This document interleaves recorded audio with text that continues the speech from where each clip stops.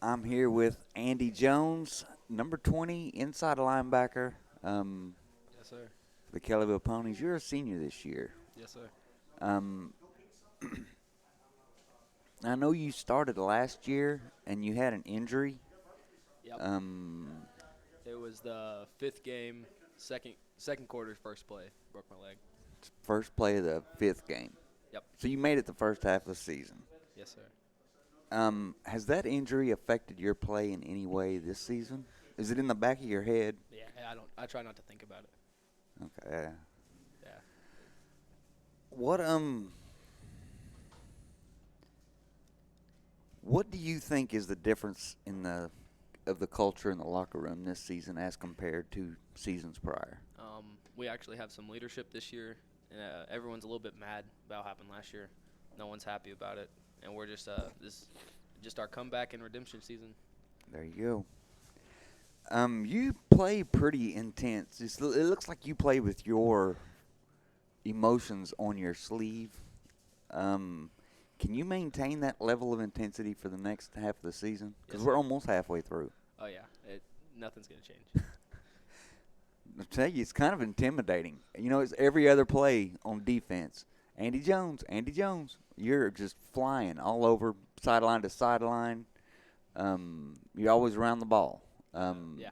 and you, like I said, you play pretty intense football. Well, it helps a lot whenever you have a defensive coordinator like we do. He gets us in a good position. Our D line helps me out a lot. It makes me look good. They get me in positions to where I can get tackles. Our outside linebackers, our corners make them run the football because they know they can't throw it. Our safeties, I mean, it all comes together. I mean, it's not Andy Jones making tackles. There's a lot that goes into it. You know. Well, and I know, like I was joking around with you earlier, a lot of times after the game, you're bleeding from somewhere. I don't know how many times I've come up and tried to fist bump you, and I'm bleeding. So, you know. Yeah.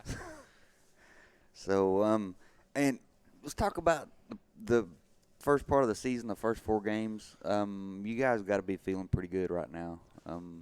You're kind of you quietly, you're in the top 10 Yeah. in 2A. Yes, sir.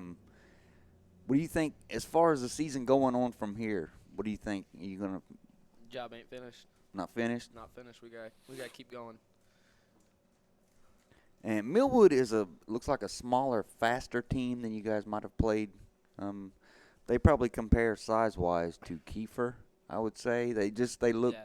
look a They're lot smaller and quicker and faster. their D line and O line were a lot bigger than Kiefer's, and they had some cats that can play. But I mean, at the end of the day, it's who wants it more and who's gonna fight through it. And Do you prepare differently mentally for a smaller, faster team than you would? I don't care if it's Candy Valley or Jinx. I'm gonna prepare the same. Let's set that Jinx game up. I'd like to see that. Um, what would you like the legacy of this year to be after you graduate? That Kellyville ain't the same old Kellyville. Like the same message. It's always old Kellyville will win one year and they'll lose the next. I want it to stay the same. I want Kellyville to always be a winning team after this year. Like Coach Brown says all the time, change the narrative. That Yeah. really sticks. Change the narrative. I know you folks have woke some people up this year for sure. Like I said, but and I'm hearing from a lot of people outside of Kellyville and outside of that are in the football community but are outside of this circle that you guys really haven't played a tough opponent yet. What do you think about that? People say that Meeker wasn't that good. Not to be like trying to throw shade or anything, but they were better than Kiefer. The score might not have portrayed it, but they were better than Kiefer. It's just first game of the season, our defense wasn't where it needed to be. There was a little bit of confusion there right the week before that game.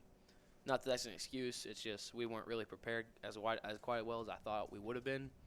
But I mean, our coaching staff has put us in a great position this year, and I couldn't be more happy or grateful. I'm very proud of my Well, you guys coaches. are definitely playing up tempo and take no prisoners football. So Yes, sir. I'm enjoying the heck out of it. I can tell Yes, you sir. that much. I haven't seen a team play like you guys consistently week in and week out that I can ever remember at any level. It's every game. Maybe several years ago the Sooners had a season where they just dominated, but That'd be or maybe the '85 Bears. I don't know if you've heard of them. You're a young guy, so. But yeah, y'all's defense is just attack, attack, It's attack. personal. It's relentless. It's personal. So It's just we're tired of losing, and we have some athletes that John Vaughn's name gets called, Garrett Reed's get called, but not as enough as they should. They put everyone in a good position for our defense to make plays, and I just gonna be more proud of my guys. I try to tell them good job every play because I get my name called, they don't. But what no one saw was that they made that guy cut right back into me, and if he wasn't there, I wasn't making the tackle. So that's awesome. Yeah, and the middle linebacker's kind of considered the quarterback of the defense. So. Yeah. They might not be the smartest, but let me tell you what, they have some muscle on them. At least he's smiling. Yeah. Well, we're going to get him in here right now, man. Good talking to you. All right. Good luck. Thank you, Billy.